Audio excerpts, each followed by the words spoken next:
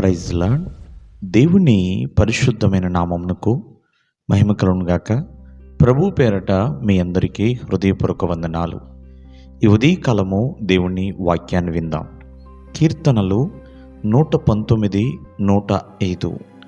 నీ వాక్యము నా పాదములకు దీపమును, నా త్రోవకు వెలుగునై ఉన్నది. ప్రియమైన వాళ్ళరా, ఈ దినము దేవుని వాక్యము మనము నేర్చుకుందాం. చూడండి, దేవుని వాక్యము సజీవమైనది. ఎందుకంటే ఎప్పుడు నిలిచి ఉండేది కాబట్టి. ఆకాశము గతించినా, భూమి గతించినా దేవుని మాటలు మాత్రము గతింపవండి.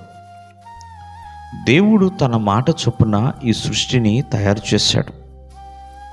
దేవుని వాక్యము ఎల్లప్పుడూ కూడా మనతో మాట్లాడుతుంది, నెమ్మదిస్తుంది, పాదములకు వెలుగునిస్తుంది.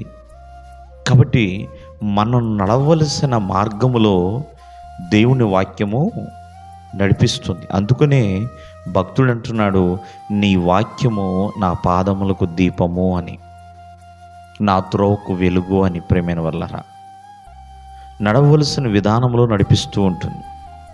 ఆనాడు ఏలియా ప్రవక్త కేరేతు వాగు దగ్గర వెళ్ళమన్నప్పుడు దేవుడు తన వాక్కును పంపి ఏలియాని నడిపించాడు.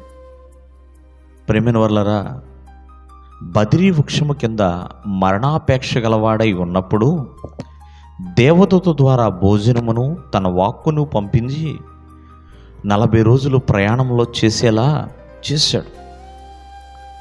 మోషే తన అరణ్య యాత్రలో ఇశ్రాయేలు నడిపించే విషయంలో అన్ని చోట్ల దేవుడు మోషేతో మాట్లాడుతూనే ఉన్నాడండి.